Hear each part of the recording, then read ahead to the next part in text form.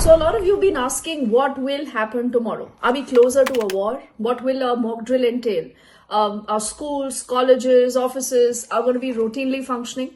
Should you rush to the bank? Should you take out some money? So a lot of these questions right now are being asked. So let's tell you that there is only limited information, but the last time around that we as a country have seen such scale of civil defense mock drills was only during the 71 war.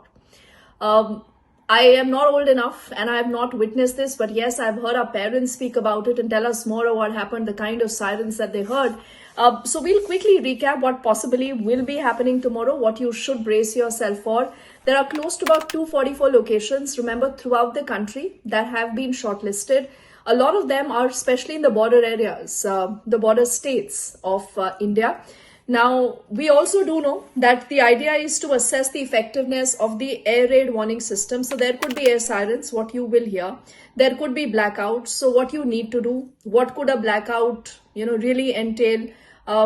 In case you have a hostile enemy that has attacked you post sundown, the idea is to give you, a larger feel of what you should be doing, what should your first response, what should be the first response also of the country to ensure that there is no loss of life and we are better prepared for any kind of eventuality.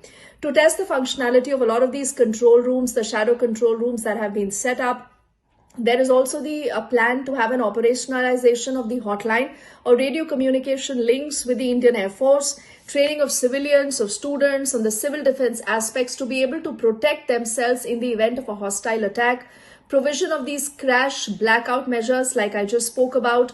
How do you camouflage your important installations, your vital plants that possibly could come under the radar?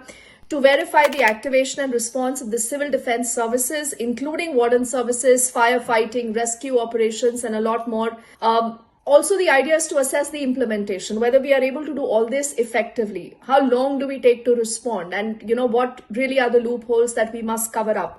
To evaluate the preparedness of evacuation plan. I mean, in case you're holed up somewhere, how are people going to be evacuated? Are going to be, bunkers where people need to really move in?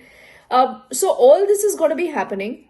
Apart from this, what is very, very important is that everyone together as a country stays united right now. Whether it is political parties, whether it is us citizens, because we do know that after what Pakistan has attempted to do, the dastardly, cowardly attack where it has gone against the unwritten rule that you will not target the civilians. But this is Pakistan that clearly, thinks about no rules. It follows no rules. It only uses plausible deniability. It kind of plays the victim card again and again.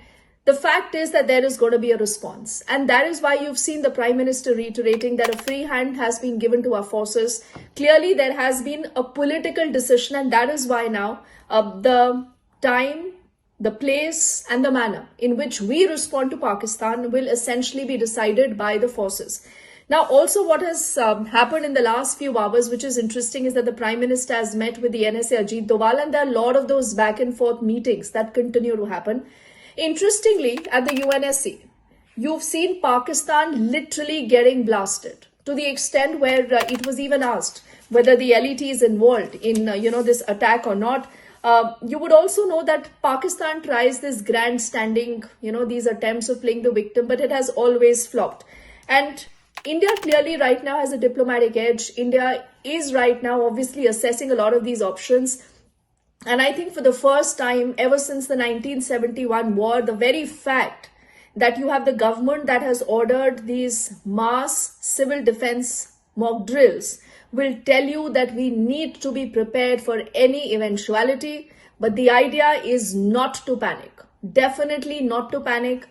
Listen in to what the government is telling you, the information that is released, not fall prey to a lot of these fake news information that you might be getting on WhatsApp and other sources. So I think that's what you need to do. We are on NDTV. We'll continue to keep you updated. And we hope that all of you also stay safe and less anxious and ensure that we as a society continue to stay united and as one.